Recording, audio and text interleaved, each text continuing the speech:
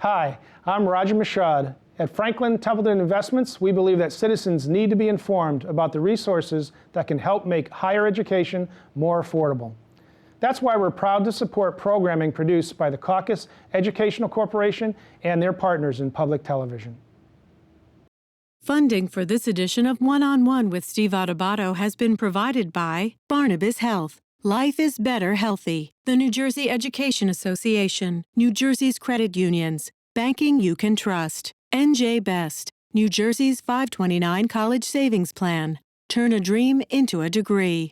Fedway Associates, Community Education Centers, and by the Northeast Regional Council of Carpenters. Promotional support provided by The Record, North Jersey's trusted source, and NorthJersey.com. And by NJ Biz, all business, all New Jersey. This is One-on-One. When you first heard that they were doing Charlie Rose and Gayle King, didn't you go, what? People like laughing at others, so I don't mind if the other is me. See, you go right into the character. That's what it is. I'm bringing families together a half an hour each week. Man, I'm doing something special. And so I do feel successful.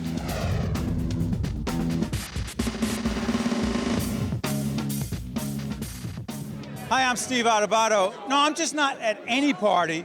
This is the Verizon reception right before, we're in Newark, right before the 78th annual Walk to Washington. The New Jersey State Chamber of Commerce has sponsored this for 78 years. The Walk to Washington, along with the Chamber Dinner in Washington, where the Governor Christie, will be speaking along with other dignitaries in the congressional delegation. But for many, many years, Verizon has been holding this reception here in Newark, and all the movers and shakers up in northern New Jersey come here right before they get on the train. So we had the opportunity to speak to business leaders, elected officials, nonprofit leaders, people in the education community, all sorts of folks, right before we get on the train here in Newark and talk to other folks. So take a look at some of the folks we talked to, not only about why they get on this train ride to Washington, but also about some of the key issues that they feel the state of New Jersey is facing in the business community, the economic issues, and the issues that all of us in New Jersey are facing for the 78th annual train ride to Washington. We are here with the Essex County Executive, Jodi Vicenza. Let me ask you, are you actually going on this train?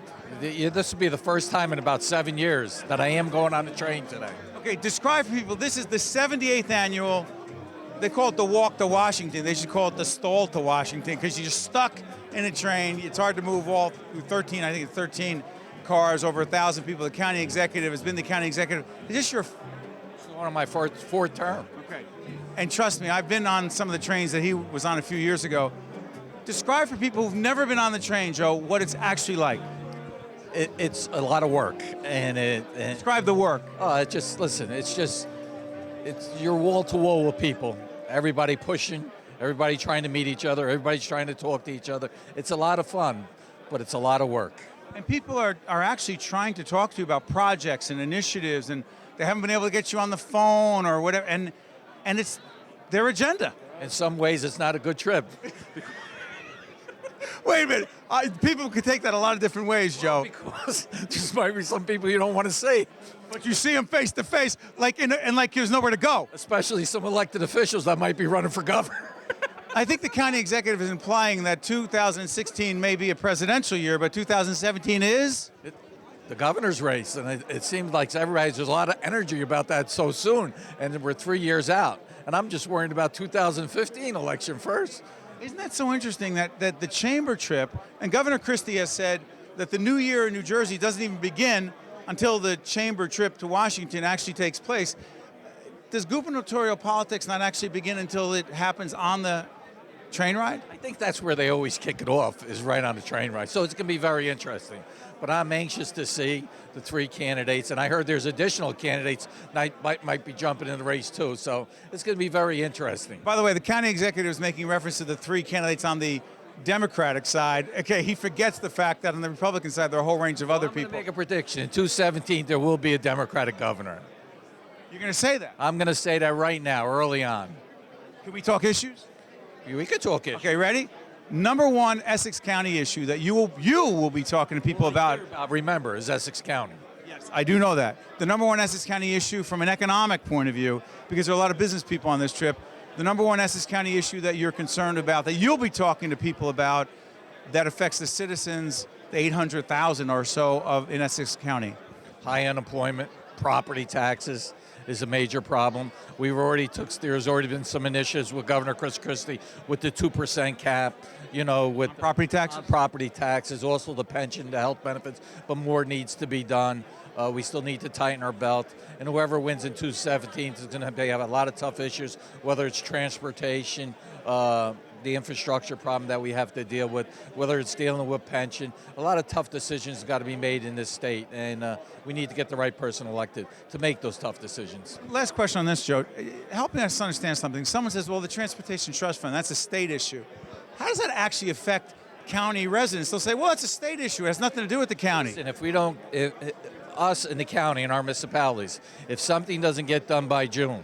You mean fix the Transportation Trust Fund, put money in it to fix roads and bridges? We get money from the state. We get money from the federal government. If there's money's not there by June, then who's going to pay for all the repairs of the roads? What happens to the roads and bridges? No, what happens is the taxpayers are going to be hit with the bill, because I'm going to have to go to the Essex County taxpayers and say, listen, the state's not having any money in infrastructure. We're going to need $5 million from the taxpayers to do that. And that shouldn't be done. That should be coming on the state. Last question. We're doing a series called Lessons in Leadership. You know a little bit about that. Joe, before he entered public life, was a former quarterback in Newark with the Barringer Bears High School. He played, he was a little All-American quarterback over Jersey City, if you will. It was called Jersey City State. Also played for multiple pro teams before they let him go. At quarterback, you were cut by a few teams. That's not the issue. 7. But here's the thing. You know a lot about leadership. The number one leadership lesson you have learned over all these years, number one leadership lesson is there's no I in team.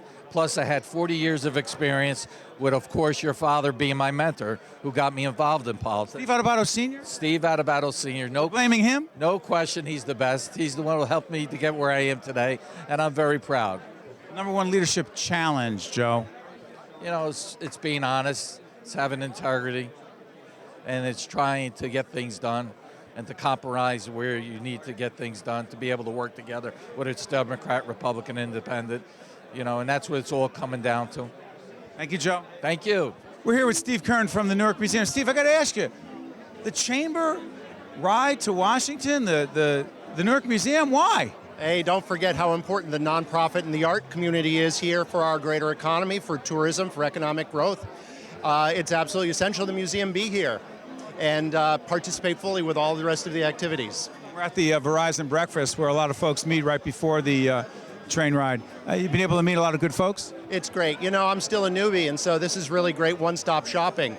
You got power, you got influence, you got contacts. You also have a whole bunch of people who are really smart and attractive. What's it about New Jersey? What is it? New Jersey. About us. It's at the middle of everything. It was Benjamin Franklin, I think, that said it was a barrel open at each end. That means everybody is passing through, everybody's stopping by, everybody's checking it out. And so for me, I think it's also great in cities like ours here in Newark. If you can make it happen here, it happens everywhere. We're a great model and a role model for the rest of the country. Quick question. We're doing a series called Lessons in Leadership. Number one leadership lesson you've learned over the years is? Be generous and consistent. Biggest leadership challenge is?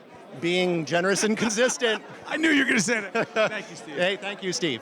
Now, we are here at the Verizon reception before the 78th annual Chamber trip to Washington. The North Ward Center is represented Adrian Davis. Let me ask you, who's this young man next to you? This is Rashad's first trip? I want you to know this is, I think, your first trip. And he's not just Rashard Casey. He's a former quarterback from Penn State who works with us at the North Ward Center. And he runs our youth development and recreation program and does a fabulous job. And as a matter of fact, why don't you tell him about that program? Hold on. Rashad, why would you be, hold on, because you're not here to play football for Penn State.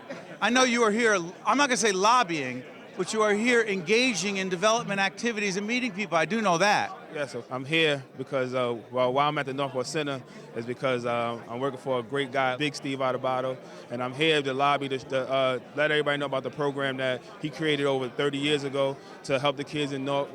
Right now we're trying to expand, create an after-school enrichment program academically to get the kids on board, and not only athletically but also academically. Now, the Northward Center is a long-time organization I know very well. My father founded it together with Adrian Davis in Newark. Dedicated to the community. Adrian, but why come to an event like this? Is it largely about, dare I say, I mean, we're a nonprofit production company, so we're in the business of raising money. Is that largely what it's about, looking for some loose change on the ground? Is that what it is? More than loose change. It's also getting an opportunity to get out of your environment of the office and networking with other people, who do exactly what you do. And relationship building. Absolutely. That's what's important. A lot of people just stay in their offices, and we don't like to do that. And this is a very important program. And we have, as you know, many programs that we run that deal with individuals who are babies to senior citizens. And this program is for youth? This is for youth. Richard, as I said, is the former quarterback from Penn State, but Richard came to us and said he wanted to engage himself with kids. And we already had a recreation program, but he wanted to expand that program to be more than just recreation, because what happens when your recreational skills are gone? You can have a problem. So Richard is helping these young kids not only develop their recreational skills, but also to develop themselves academically. And that's what's important. That's what's important for him and for us. And so everyone is here at the 78th annual Chamber trip, getting ready to go to Washington. And this is the pre-event, if you will, the reception here at Verizon. And the movers and shakers are here, the people, the foundation folks, the corporate folks, frankly, the people who have the dollars to provide for the not-for-profit organizations to get out there and do what has to be done for the community. Adrian, Rashad, I want to thank you for joining us. Thank you so much. Go out there and raise money. To see more one-on-one with Steve Adubato programs, visit us online at steveadubato.org. If you would like to express an opinion, email us at info@caucusnj.org. Find us on Facebook at facebook.com/Steve Adubato PhD, and follow us on Twitter at Steve Adubato. We're here at the Verizon reception right before so many people get on the train, the 78th annual walk to Washington. Now, Etta Dank from Bank of America, you've done this before? Oh, many, many years. And what's it like? It's wonderful to start this morning and having the hustle bustle and then to get on the train, and I will be walking. So I don't know what car you're going to be in, but I will certainly pass you. Yeah, we're going to be trying to talk to as many business leaders as possible. Let me ask you this. In the banking industry, you get to talk to so many different people about their issues and the banking issues as well. What do most people come to you and talk to you about who are business people looking for help? They say their number one issue is? I think their number one issue is that they want banks to be there for the long term. They don't want somebody to come in. They want the relationship. They don't want the one-off, so they want the relationship. They want to deepen that relationship. They want to know, it's like when they talk about from cradle to grave, that's what banking's about these days. Relationships matter. Bottom line matters, cost matters, the deal matters, but relationship? Yes, the relationship in the sense that we want to deliver one company. It's the full scope services of the bank. So if you're a business owner, we want to help you start and grow your business. But at the same time, we want to say, you know what, we can help your employees as well. What can we do for them? What can we do to help the business? But it's also about their employees. And on a trip like this, do you actually get to, and it's so, for those who've never been on it, which is most of you watching on public broadcasting, I mean, it's tight. Trust me, it's hard to get through in the corridors. Do you actually get to talk? Oh, you do. It's a little difficult. You got to squeeze in. Sometimes you're leaning over the seats. I wore my low heels today, so I can actually make a move down the aisles. And sometimes you wind up exchanging business cards to talk later. Yeah. Yep. Oh, absolutely. I have all my business cards right now. You want one? I will take that. And I want to ask you this, one more quick question. We're doing a new series called Lessons in Leadership. So I want to put you on the spot.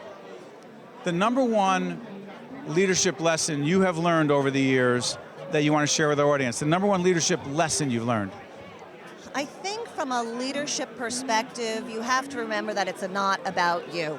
It's really about the people that you serve, no matter what. You can be a leader, you can be a thoughtful leader, but really it's about helping those around you and helping them be better leaders as well. Do we forget that sometimes? Oh, absolutely. It's in this day and age that we're in now, it's very easy to become very centric about yourself. And while it's sometimes okay to be about me or about you, but really remember, it's all for the good, the better whole. Thank you, Ed. Thank you. We're here with Linda Welbrock, who's one of the leading people in business in this state.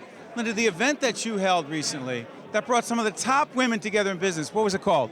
The Top 25 Leading Women Entrepreneur Recognition Event. It was at Fiddler's Elbow, and the 25 women that we honored, their estimated combined revenue generation was above $5 billion.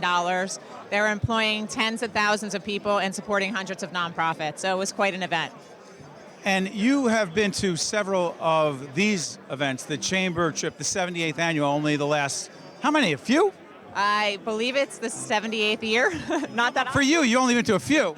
Yeah, this is the first time I'm actually taking the train. Wait a minute. This is the first time you've actually gotten on the train? Yeah, but Why this year?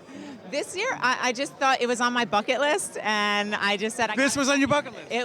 It was, and I have a young child, so to get away was more challenging in the past years, and so I finally managed to take care of it all and balance it out, and I'm excited to go. What have you heard? I've been on the trip at least a dozen times. What have you heard about the trip? I heard that people make great connections. I hear that, people like to have a good time on it. And I think that's all good. So if you can have a good time and make some good contacts, I don't think there's anything wrong with that. So I'm looking forward to it. Let me ask you this in terms of women in business. What would you say some of the unique challenges women in business face in the state of New Jersey that would be any different than a guy who sets up a business or is running a business? There's a long list of challenges. Less than 3% of women actually make it to the $1 million mark. Less than 3% of women business owners actually get funding from investors. Women are starting businesses 2-to-1 to our male counterparts, so I think that those statistics right there are pretty scary because there's a lot more men who make it to $1 million and above. I think one of the biggest challenges is also that women don't have access to the strong networks as compared to our male counterparts. So it's events like these where I want to see more women at, and I am very pleased to see a few. We're at the Verizon reception right before people get on the train. So there's so many people come here to Newark. People get on in Newark, the train, they get on in Metro Park, in New Brunswick, in Trenton, and in Philadelphia, all the way to Washington. Linda, my last question for you. We're doing a new series called Lessons in Leadership, all right? Two questions. Okay. Number one leadership lesson you've learned over the years in running businesses and being around leadership. Number one leadership lesson you've learned is? Number one is you need to find somebody who's doing something that you're doing, who's really successful at it, find their number and call them and ask them for advice. And usually they'll help you. Number one leadership challenge. Number one leadership challenge is, I believe for women entrepreneurs, is the whole focus aspect. I mean, it's an isolating task to run your own business, and I think that if you can kind of stay on task and keep that drive going, which you need to have, that undefinable, continual drive, then you're going to be okay. You got to believe in yourself. Thanks, Linda. No, thank you, Steve. I'm so happy to have the interview with you once again. To see more one-on-one with Steve Adubato programs, visit us online at steveadubato.org. If you would like to express an opinion, email us at info@caucusnj.org. Find us on Facebook at facebook.com/Steve Adubato PhD and follow us on Twitter at Steve Adubato. We're here with Phil Murphy, and I got to ask you, Mr. Murphy, is this the first of the 78th annual Chamber walk, if you will, to Washington? The first time you've done this? Maiden voyage for me. Number one, very excited. Because? Listen, it's a voyage I've actually intended to take for a long time, and I'm now up to my eyeballs in all things New Jersey, and loving it. And this is a absolute must have, and I'm very excited about it. You're about to get on that train, and what do you expect? I mean, people talk about the possibility of you running for governor. You have this very impressive background in business, and your background as an ambassador as well. What do you think people are going to talk to you about? Most of my conversations actually are about policy, interestingly enough, and less about pure politics. You've created this new organization. We have, and so far, knock on wood, off. Tell folks what it's called. New Start New Jersey, dedicated, focused on strengthening and enlarging the middle class. So it's very hard to disassociate politics from policy, so there's no real bright line, and obviously in another part of my life we're looking very seriously at running for governor, but most of my conversations are on how do we fix the middle class, how do we get New Jersey back on that trajectory that it ought to be on. What do you see as this chamber trip is about to begin? What do you see as the top business, top economic issue this state faces? The top economic issue, not business, but economic issue. Separate the two? Well, I think you got to start with the middle class. And I'm of the opinion as the middle class goes, so goes the whole show. So if we put a comprehensive plan together for the middle class, my view has always been all other things fall into line. And it's not just jobs, but it is certainly jobs, but it's a more holistic agenda that includes education and healthcare and safety and making people feel good about they can go to work and have their kids taken care of, etc. So I think if you solve that riddle, a lot of other things fall into line. As it relates, if I were saying it through the lens of a business that wanted to come here or was thinking about whether to stay or go, I'd say, listen, if you've got a strong middle class in New Jersey, you're going to want to do business here. This is a place you're going to want to be. Final question. We're doing a new series called Lessons in Leadership.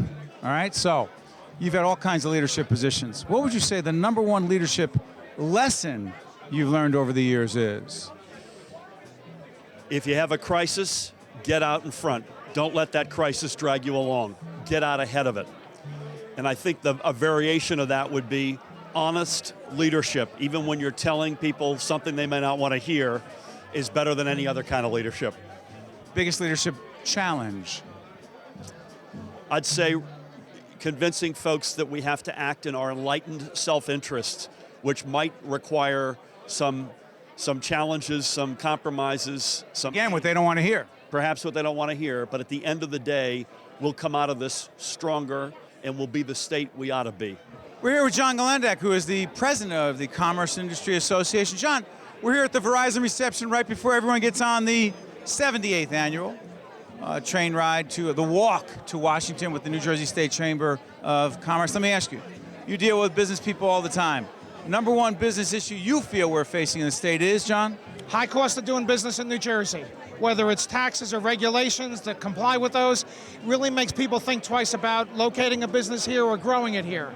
So it's our number one issue, is reduce the cost of doing business. So what happens on a train ride like this? Business people get on, politicians, nonprofit leaders, education leaders. What business gets conducted? Well, I think what it does overall is create a forum where people come together so people can interact with politicians, people being business people, or with each other. So they can try to grow their business by developing relationships with other business, kind of a B2B existence.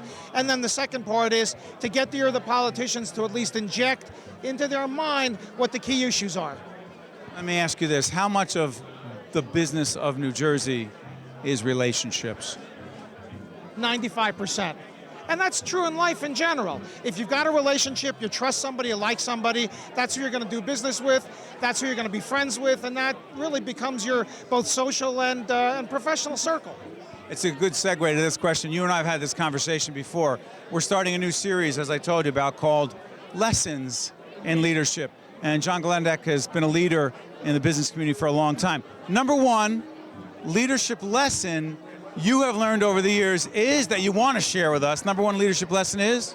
Build a good team, empower them, not just our day-to-day people, our staff, but our volunteers as well. So build a good board, build a good staff, and empower them to work with you.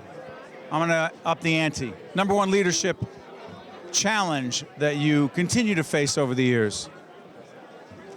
Attracting good people and recruiting them. Yeah, making that happen. That's exactly, making it happen.